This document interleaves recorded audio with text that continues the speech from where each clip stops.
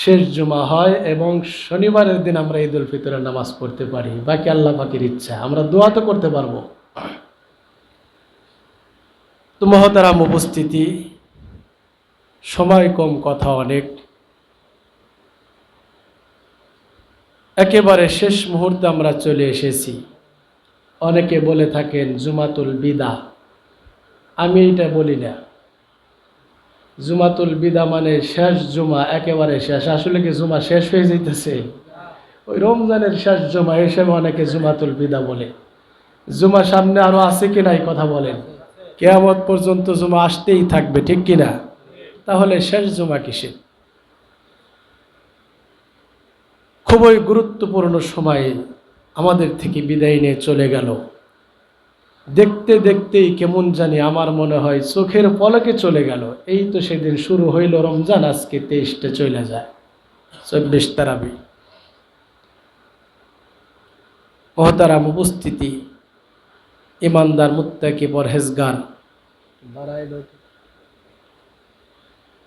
রমজান দিন যত চলে যেতে থাকে ইমানদার মাত্রই তাদের পেরেশানি বাড়তে থাকে। কারণ মূল্যবান সময় হাতছাড়া হয়ে যাইতেছে।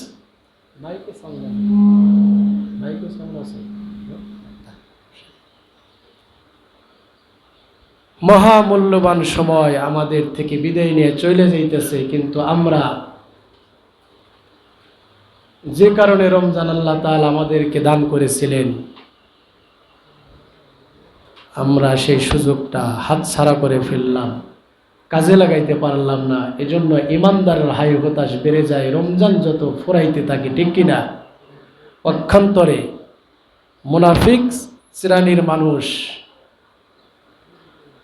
তারা ঠেলতে থাকে রমজান যায় না কেন। যাই হোক মোহতারাম হাজরিন, অসুস্থতার কারণে গত জুমায় আপনাদের সাথে নামাজ পড়তে পারি নাই। সম্ভবত বড় ভাই মাওলানা মুজিবুর রহমান সাহেব বিষয়ভিত্তিক আলোচনা করেছেন। শেষ দশকের বিশেষ একটি ফজিলতকে কেন্দ্র করে হয়তো আলোচনা করেছেন। ওই কথাগুলি আমি আবার একটু রিপিট করব। আজকে কততম রোজা? 23।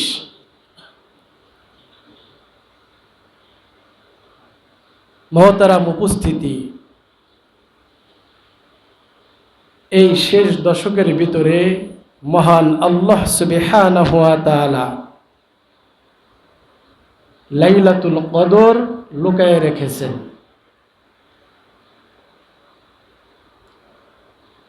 হতে পারে লাইলাতুল কদর এবছর চলে গেছে, আমরা সকলেই জানি এই তারিখটার নির্দিষ্ট কোনো সময় নাই। রাসূল করিম সাল্লাল্লাহু আলাইহি ওয়াসাল্লামকে আল্লাহ তাআলা বলে দিয়েছিলেন লাইলাতুল কদর কবে, এবং আল্লাহর রাসূল ঘর থেকে বের হয়েছেন, সাহাবীদেরকে বলবেন লাইলাতুল কবে, এই তারিখটা বলে দেবেন। ঘর থেকে বের হওয়ার পরে দেখলেন দুই সাহাবী ঝগড়া করে। কি করে? ঝগড়া করে। এক সাহাবী আর এক সাহাবীর সঙ্গে ঝগড়ায় লিপ্ত। রাসূল করিম সাল্লাল্লাহু আলাইহি সাল্লামের মনটা খারাপ হয়ে গেল। সাহাবীরা রমজান মাসে ঝগড়া করতেছে একে অপরের সাথে, আর এই হালাতে আল্লাহ তাআলা বিশ্বনবী সাল্লাল্লাহু আলাইহি সাল্লামের জেহেন থেকে, মগজ থেকে লাইলাতুল কদরের তারিখটা মুছে দিলেন। হয়তো আল্লাহ তাআলা এর মধ্যেই হিকমত রেখেছেন, কল্যাণ রেখেছেন। তিনি আর নির্দিষ্ট তারিখ বলতে পারলেন না, শুধু এতটুকু বললেন যেটা বিভিন্ন হাদিসের বর্ণনায় আমরা পাই এবং বয়ান করি। 21, 23, 25, 27, 29 কয় রাত? কথা বলেন। 5 রাত। এই শেষ দশকের বেজোর যে 5টি রাত আছে, এই 5 রাত্রিতে লাইলাতুল কদর তালাশ করার জন্য বিশ্বনবী সাল্লাল্লাহু আলাইহি সাল্লাম বলেছেন। সেহেতু 21, 23 দুইটা রাত চলে গেছে, ঠিক কিনা? হতে পারে এই 2 রাতের মধ্যে লাইলাতুল কদর চলেও গেছে, হতে পারে সামনে 25, 27, 29 আরো 3টা রাত বাকি আছে, এই 3 রাতের মধ্যে থাকতেও পারে। তো আমাদের উচিত হবে কি, যেহেতু আমরা জানি না লাইলাতুল কদর গেছে না আছে, সেহেতু আমাদের উচিত হবে সামনের এই 3টা রাত্রিতে লাইলাতুল কদর তালাশ করা। পারবো না ইনশাল্লাহ? লাইলাতুল কদরের ফজিলত তো অনেক, আমরা ইতিপূর্বে বয়ানও করেছি, আপনারাও শুনেছেন, সবার মুখস্থ, কারণ প্রতি বছর ঘুরে ঘুরে রমজান পাই, রমজানে আলোচনাগুলি হয়, ঠিক কিনা কথা বলে? হাদিসে তো ফজিলত আছেই, সরাসরি লাইলাতুল কদরের ফজিলত মহান আল্লাহ সুবহানাহু ওয়া তাআলা সূরা নাজিল কইরা ফজিলত বয়ান করেছেন। জোরে বলেন সুবহানাল্লাহ। বিশ্বনবী সরকারে দো আলম জনাবে মুহাম্মদুর রাসূল, সকলেই পড়ি সাল্লাল্লাহু আলাইহি ওয়াসাল্লাম, বনি ইসরাইল গোত্রের এক ব্যক্তির আমলের ব্যাপারে সাহাবীদের সামনে আলোচনা করতেছেন। বনি ইসরাইল বংশে এক ব্যক্তি 1000 মাস সারা রাত আল্লাহর জন্য দাঁড়ায় দাঁড়ায় নফল নামাজ পড়েছেন, আর দিনের বেলায় জিহাদে কাটিয়েছেন।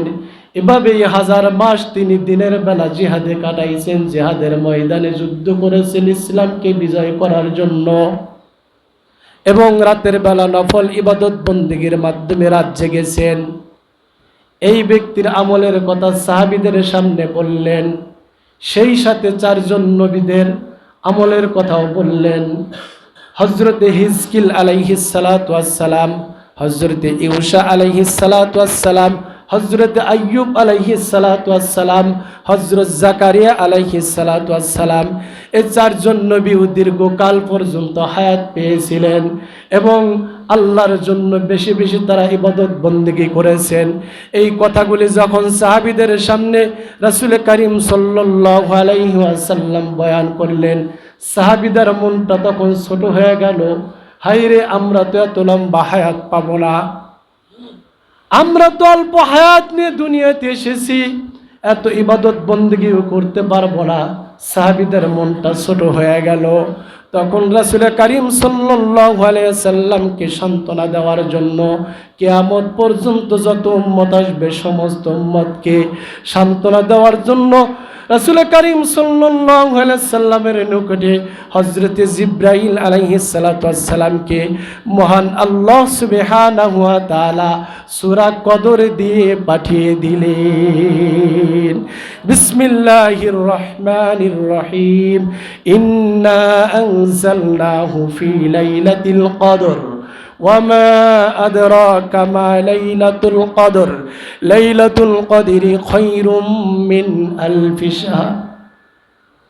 মহান আল্লাহ সুবহানাহু ওয়া তাআলা সূরা কদর নাজিল কইরা তার হাবিবকে সুসংবাদ শোনায় দিলেন।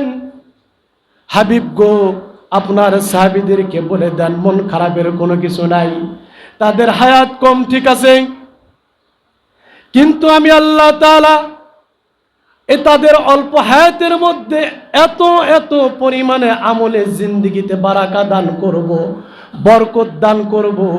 আগের যুগের মানুষ 1000 বছর হায়াত পাইয়া যে আমল না করতে পারছে, আপনার উম্মত 60-70 বছর হায়াত পাবে, তার চাইতেও বেশি আমল তারা করতে পারবে। সেটা কি? ইন্না আনজালনাহু ফি লাইলাতিল কদর, অবশ্যই আমি কুরআনুল কারীম কদরে নাজিল করেছি। ওয়ামা আদরাকা মা লাইলাতুল কদর, হাবিব গো আপনি কি জানেন লাইলাতুল কদর কি? লাইলাতুল কদরি খায়রুম মিন আলফি শাহর। লাইলাতুল কদর একটা রাত যদি আপনার উম্মতেরা, নারী আর পুরুষেরা ইবাদত বন্দেগী করতে পারে, 1000 মাসের চাইতেও বেশি আমলনামায় সওয়াব লিখে দেব। আর জোরে বলে সুবহানাল্লাহ। আমল করবে একটি রাত, 1000 মাস নয়, 1000 মাসের চাইতেও ইবাদত বন্দেগী করলে যে সওয়াব আমি আমল নামাই দিতাম। আপনার উম্মতদেরকে বলে দেন, সাহাবীদেরকে বলে দেন, কিয়ামত পর্যন্ত কোট হয়ে গেল, নোট হয়ে গেল, কিয়ামত পর্যন্ত যত উম্মত আসবে, এই মাত্র 5টি রাত যদি তারা লাইলাতুল কদর তালাশ করতে পারে, আর যদি নসিবে জুটে যায় 1000 মাস নয়, আল্লাহ তাআলা বলেন 1000 মাসের চাইতেও লাইলাতুল কদর রাত্রিতে ইবাদত করলে যে সওয়াব হবে, 1000 মাসের চাইতেও বেশি সওয়াব আমলনামায় দেওয়া হবে। বিশ্বনবী সরকার দু আলম জনাবে মুহাম্মদুর রাসূল সাল্লাল্লাহু আলাইহি ওয়াসাল্লাম এক বর্ণনায় বলেন, মান কামা লাইলাতাল কদরি ঈমানান ওয়া ইহতিসাবান গুফিরা লাহু মা তাকদ্দামা মিন যামবি। বিশ্বনবী সরকার দু আলম জনাবে মুহাম্মদুর রাসূল সাল্লাল্লাহু আলাইহি ওয়াসাল্লাম বলেন, যে ব্যক্তি ঈমানের সহিত সওয়াবের আশায়, ঈমানের সহিত সওয়াবের আশায় লাইলাতুল কদরের রাত্রি জাগরণ করবে নফল নামাজ ইবাদত বন্দেগী ইত্যাদির মাধ্যমে, আল্লাহর রাসূল সাল্লাল্লাহু আলাইহি সাল্লাম বলেন তার জিন্দেগীর সমস্ত গুনাহ খাতা আল্লাহ তাআলা মাফ করে দেবে। আর জোরে বলে সুবহানাল্লাহ। তো মুহতারাম উপস্থিতি, আমরা ইনশাআল্লাহ সামনে যে কয়টা রাত বাকি আছে আমরা অলসতা না করে এমনি পুরা রমজানটাই মহামূল্যবান সময়, ঠিক কিনা কথা বলে, আমরা ইনশাআল্লাহ সামনের 3টা রাত অলসতা বশত কাটাবো না ইনশাআল্লাহ। আমাদের দেশের চিরাচরিত নিয়ম 21, 23, 25 খবর থাকে না, 27, 29 খবর থাকে না, কি বলে আপনার 29 খবর থাকে না, 25 খবর থাকে না, শুধুমাত্র কেবলমাত্র 27 রাত্রিতে মসজিদে জায়গা হয় না, চাটাই বিছানো লাগে, ঠিক কিনা। অথচ বিশ্বনবী সাল্লাল্লাহু আলাইহি সাল্লামের বর্ণনা আগেই বয়ান করলাম, নির্দিষ্ট কোনো তারিখ বলা হয় নাই, কিন্তু আমরা বানায় নিছি লাইলাতুল কদর মানেই 27 রাত। কেউ গ্যারান্টি দিয়ে বলতে পারবে না। হ্যাঁ, 27 রাতের ব্যাপারে অনেক বুজুর্গানের দিন বিভিন্ন মন্তব্য করেছেন, কিন্তু গ্যারান্টি নাই। এজন্য শুধুমাত্র 27 রাত্রিতেই আমল করব না, 25 সামনে আছে, ঠিক কিনা, 25, 27, 29 এই 3টা রাত্রিতেই আমরা কম বেশি নফল ইবাদত বন্দেগীর মাধ্যমে লাইলাতুল কদর তালাশ করার চেষ্টা করব। আল্লাহ তাআলা আমাদের সকলের নসিবে লাইলাতুল কদর দান করুক, সকল মিলে আমিন। মুহতারাম উপস্থিতি, লাইলাতুল কদর রাত্রিতে কোন আমলটা বেশি বেশি করব? হযরত আম্মা জান আয়েশা সিদ্দিকা রাদিয়াল্লাহু তাআলা আনহা রাসূল করিম সাল্লাল্লাহু আলাইহি ওয়াসাল্লামকে ডেকে বলেন, ওগো আল্লাহর হাবিব, কোনোভাবে যদি আমি বুঝতে পারি আজকে লাইলাতুল কদর হয়ে যাচ্ছে, তাহলে আমার সবচেয়ে করণীয় কি, কোন কাজটা আমি বেশি করব? বিশ্বনবী সাল্লাল্লাহু আলাইহি সাল্লাম তখন বলেন, আয়েশা রে শোনো, তুমি যদি বুঝতে পারো আজকের রাত্রিতে লাইলাতুল কদর হয়ে যাচ্ছে, তাহলে সবচেয়ে বেশি যে কাজটি করবা সেটা হলো এই দোয়াটা তুমি বেশি বেশি পড়বা, আল্লাহুম্মা ইন্নাকা আফুবুন তুহিব্বুল আফওয়া ফাফু আননি। অর্থ হলো, আয় আল্লাহ তাআলা, আপনি বড়ই ক্ষমাশীল, ক্ষমা করতে ভালোবাসেন, মেহেরবানি করে আমার জিন্দেগীর সব গুনাহ খাতা মাফ করে দেন। তারা উপস্থিতি, আরবিতে যদি বলতে না পারি, কমপক্ষে আমরাও রাসূল করিম সাল্লাল্লাহু আলাইহি সাল্লামের শেখানো এই দোয়াটা আমরা এই সামনের 25, 27, 29 রাত্রিতে বেশি বেশি করব, পারবো না ইনশাআল্লাহ? ছোট্ট একটি দোয়া আমার সাথে সাথে পড়েন, আল্লাহুম্মা ইন্নাকা, বলেন, আফুবুন তুহিব্বুল আফওয়া ফাফু আন্নি। যদি আরবিতে পারি শিখে নেব ইনশাআল্লাহ, আরবিতে পড়ার চেষ্টা করব, না পারলে কমপক্ষে বলবো, আয় আল্লাহ তুমি ক্ষমা করতে ভালোবাসো, তুমি বড়ই ক্ষমাশীল, মেহেরবানি করে আমার জীবনের সমস্ত গুনাহ খাতা মাফ করে দাও। সম্মানিত উপস্থিতি, আল্লাহর চাইতে আমার আপনার সবচাইতে বড় চাওয়া কোনটা, কথা বলেন? এইটাই, ঠিক না? আল্লাহর কাছে সবচাইতে বড় চাওয়া পাওয়া কোনটা? ক্ষমা চাওয়া, ঠিক কিনা? দুনিয়ার সব কিছু পাইলাম কিন্তু ক্ষমা পাইলাম না, জীবন ধ্বংস, ঠিক কিনা? আর দুনিয়ার টাকা পয়সা, ধন দৌলত, বাড়ি গাড়ি কিচ্ছু যদি না পাই, আর আল্লাহ তাআলা যদি ক্ষমা ঘোষণা করে দেন, তাহলে ওই ব্যক্তির জীবন সার্থক, ঠিক কিনা?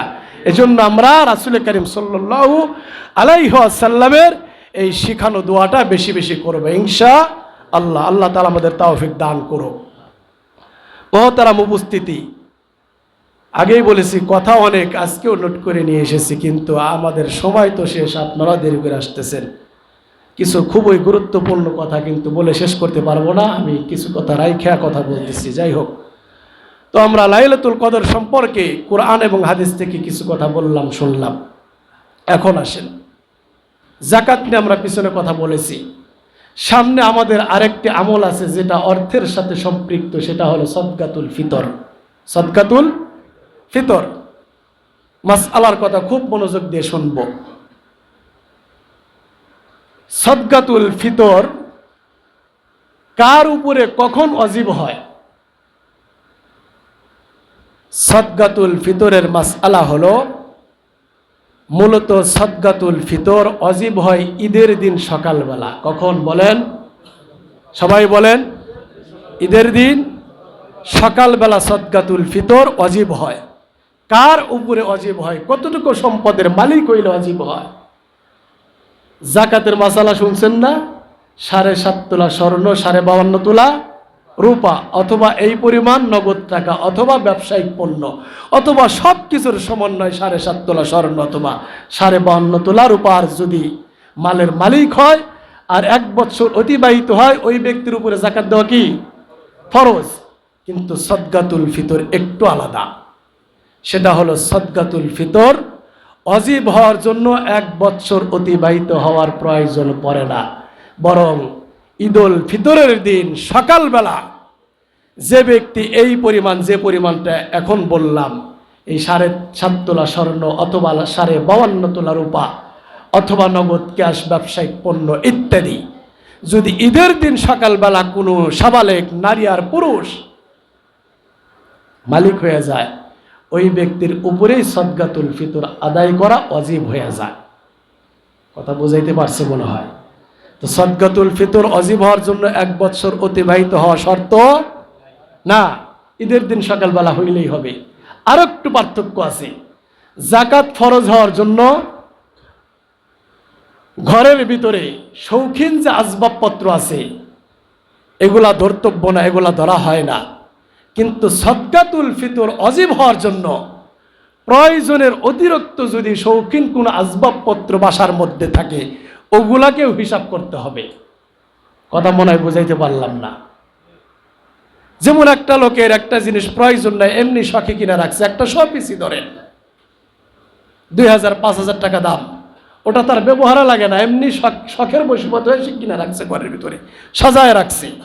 এই শখের জিনিসটাকেও সদকাতুল ফিতরের নিসাব ফিলাপ করার জন্য যোগ করতে হবে। 5000 টাকা দিয়ে যে একটা শোপিস এই এমনি সৌন্দর্য বর্ধনের জন্য, সৌন্দর্য, ঘরের সৌন্দর্য বাড়ানোর জন্য সে ঝুলায় রাখছে, সাজায় রাখছে শোকেসের মধ্যে, এই জিনিসটাকে সদকাতুল ফিতরের নিসাবের মধ্যে গণ্য হবে, কিন্তু যাকাতের নিসাবের মধ্যে গণ্য হবে না।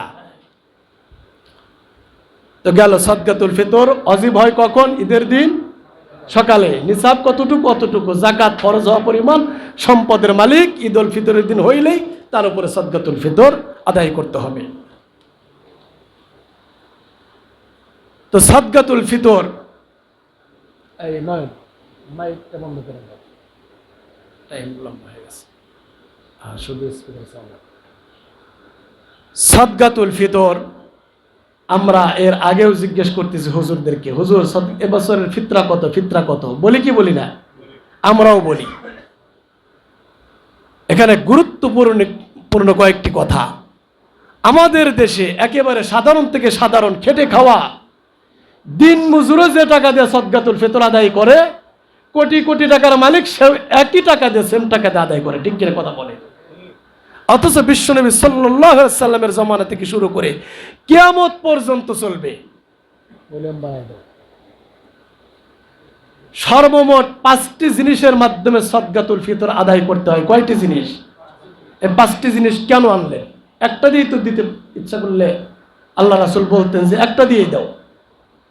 5টা জিনিসের 5টা মূল্য এবং অনেক তফাৎ। কেন? এর কারণ হলো সমাজের ভিতরে সকলের সামর্থ্য কি এক? কেউ হাজারপতি, কেউ লাখপতি, কেউ কোটিপতি। ঠিক কিনা কথা বলেন? এজন্য মহতারাম উপস্থিতি, খুব খেয়াল করবো, আমি পণ্যগুলি বলবো এবং তার দামগুলি বলবো। এবছর ইসলামী ফাউন্ডেশন থেকে সদকাতুল ফিতরা সারা বাংলাদেশের দ্রব্যমূল্য তারা ঘাটাঘাটি করে মোটামুটি মিডিয়াম একটা দাম তারা বাজেট করে দিয়েছেন, এবং শেষে কথাটা বইলেও দিচ্ছেন এলাকা ভিত্তিক কিছু কম বেশি হতে পারে। তো আপনি মাপ যোগ যাই না, এলাকা অনুযায়ী আপনি কম বেশি করে দিতে পারেন, কোনো সমস্যা নাই। তো মূল কথা যেটা, মোট কয়টি জিনিস দ্বারা সদকাতুল ফিতর আদায় করতে হয় বলেন, কয়টি? 5টি। 1 নম্বর আটা বা গম। 1 নম্বর কি? আটা বা গম। এই আটা বা গম দিয়ে যদি কেউ সদকাতুল ফিতর আদায় করতে চায় তাহলে 110 টাকা মাথা পিছু আদায় করতে হবে। 1 নম্বর কি পণ্য বলেন? আটা বা গম। এটার মূল্য কত 2026 সালে? 110 টাকা। 2 নম্বর জব। 2 নম্বর কি? জব। জব দিয়ে একদম নিম্ন শ্রেণীর যে তার চেয়ে একটু বড় লোক যে সে জব দিয়ে আদায় করবে, মাথা পিছু জব দিয়ে আদায় করতে হলে সদকাতুল ফিতর আসবে 595 টাকা। 500 কত টাকা? 95 টাকা। 3 নম্বর খেজুর। 3 নম্বর কি? খেজুর। এর চেয়ে জবের পরে যে একটু পয়সাওয়ালা সে খেজুর দিয়ে সদকাতুল ফিতর আদায় করবে।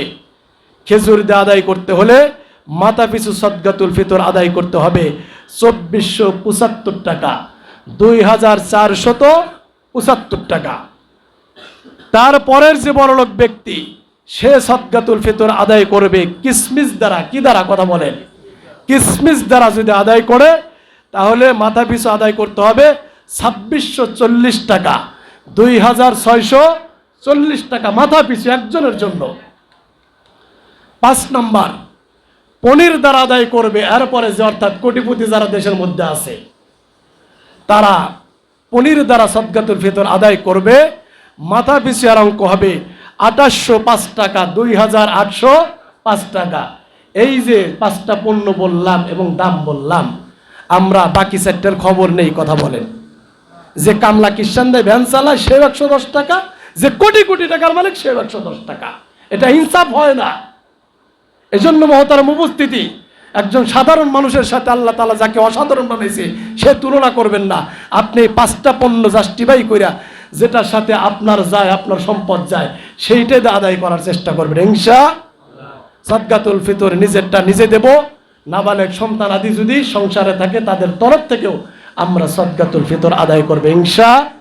তো আগেই বলছি সদকাতুল ফিতর ওয়াজিব হয় ঈদের দিন সকালবেলা। কেউ যদি আগে আদায় করে তাতেও কোনো সমস্যা, আগেও দিতে পারবেন।